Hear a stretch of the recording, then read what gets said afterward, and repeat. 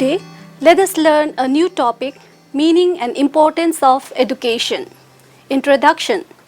The term education is very widely uttered by many of us, but understood by a very few in its right perspective.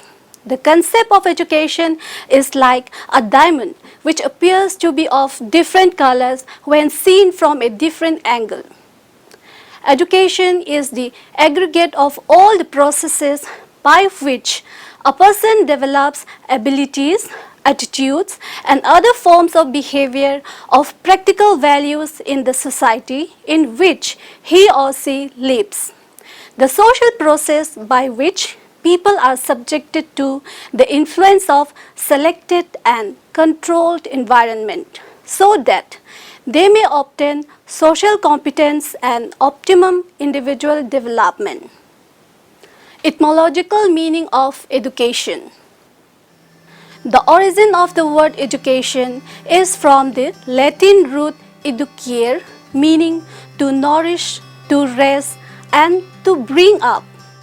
It implies that through organized questions, the knowledge, understanding, and the potentialities of children have to be brought out. It is not pouring in knowledge, assuming that child are like empty vessels, according to few others. The word education has originated from another Latin term, educere, which means to lead out or to draw out. This means educating a child implies drawing out what is ingrained in the child or leading him out of darkness into light. Some other educationists believe that the word education has been derived from the Latin term educatum, which means the act of teaching or training. Meaning of education as per Indian thinkers. According to ancient thinkers, in Rig Veda, education has been understood as something which makes a man self-reliant and selfless. According to Upanishad, education has been understood as something, the end product of which is salvation. And according to Kautilya, the great Indian statesman and lawgiver, education means training for the country and love for the nation. Modern thinkers. According to Swami Vivekananda, education is a manifestation of divine perfection already existing in man. By education, he means drawing out the divine potential already existing in man. According to Gandhiji, by education, I mean an all-round drawing out of the best in child and the man, body, mind, and spirit. Here, education covers the physical, intellectual, and the spiritual aspects of human personality. According to Dr. Zakir Hussain, the late President of India, defined education as the process of the individual mind getting to its full possible development. Now, meaning of education as given by Western thinkers. Thinkers of the past. According to Plato, education is the capacity to feel pleasure and pain at the right moment. It develops in the body and in the soul of the pupil all the beauty and all the perfection which he is capable of. According to Aristotle, education is the creation of sound mind in a sound body. It develops man's faculty, especially his mind, so that he may be able to enjoy the contemplation of supreme truth, goodness, and beauty of which perfect happiness essentially consists.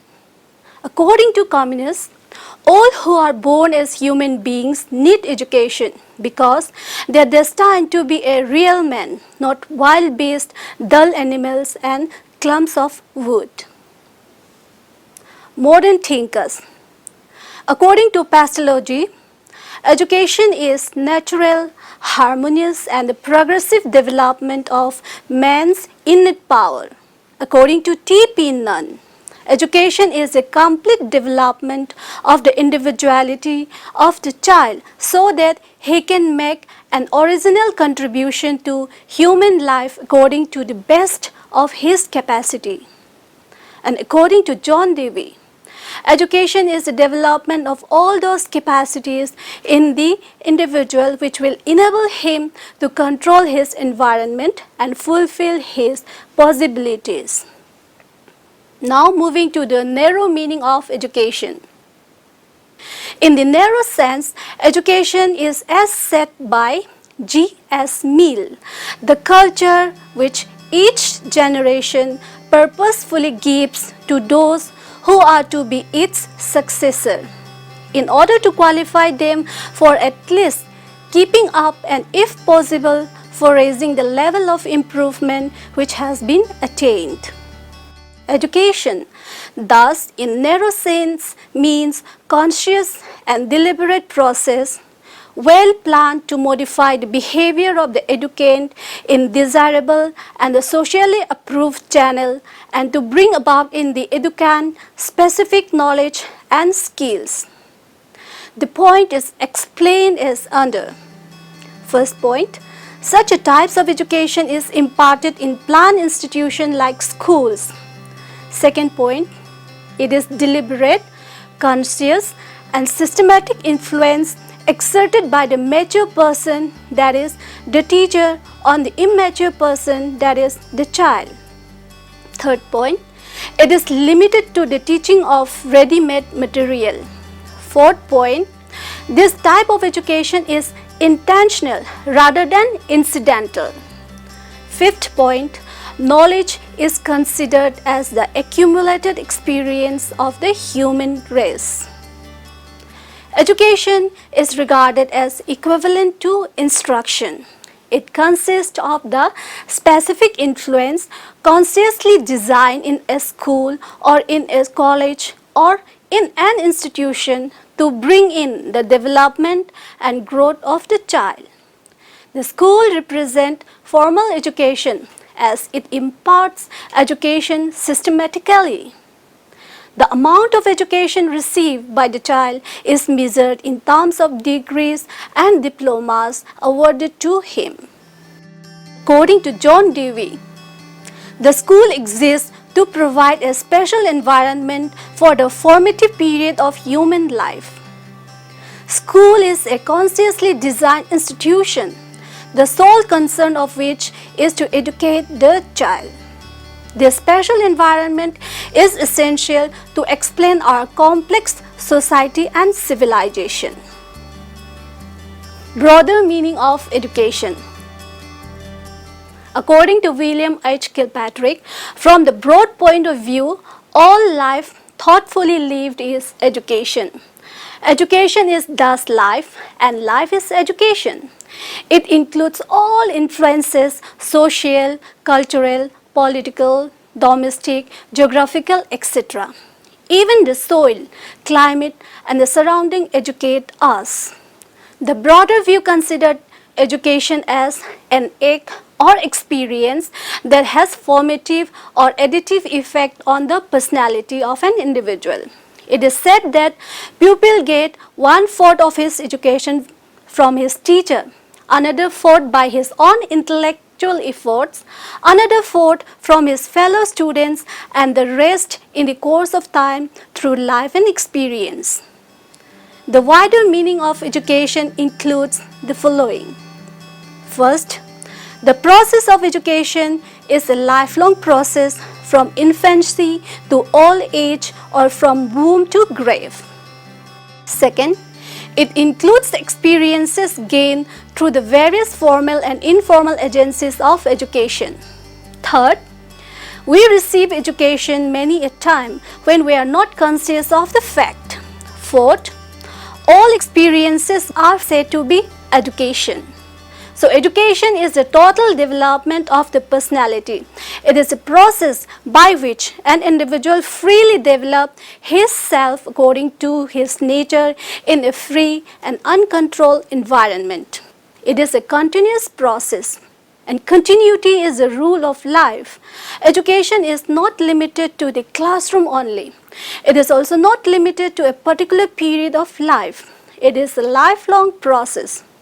Education is not merely collection of information. It is acquisition of experience through life in a social and natural environment. Thus, education is the sum total of all experience that a child receives either in the school or outside, which will enable him to control his environment and fulfill his possibilities. Now moving to analytical meaning of education. The meaning of education can be made more clearly by explaining its constituent factor. First one, not limited to knowledge imparted in the school. Education cannot be confined to the processes of giving knowledge to children in schools only. It is a continuous process which goes from womb to tomb. In other words, everyone learns something or the other throughout life by various experiences and activities. Point number 2. Education as a development of child's innate power. Education is developing the innate endowment of child rather than something forced into the mind from outside.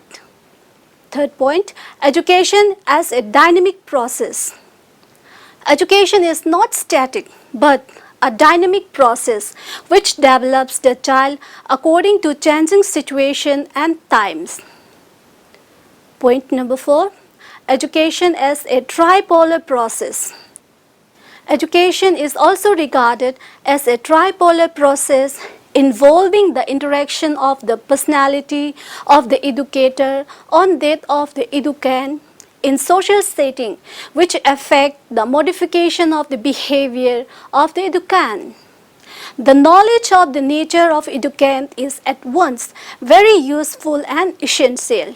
Similarly, the educator also must thoroughly understand himself, his assets and limitations, and act accordingly in educating the educand. The social setting has to be presented by the educator to the educand in a simpler and purified manner. It must be remembered that the unconscious influence of the environment is subtle and pervasive. Now moving to importance of education. Education is considered to be a lifelong process. It was born with the birth of human race and shall continue to function as long as human race exists. Following are some of the importance of education. First, an essential human virtue.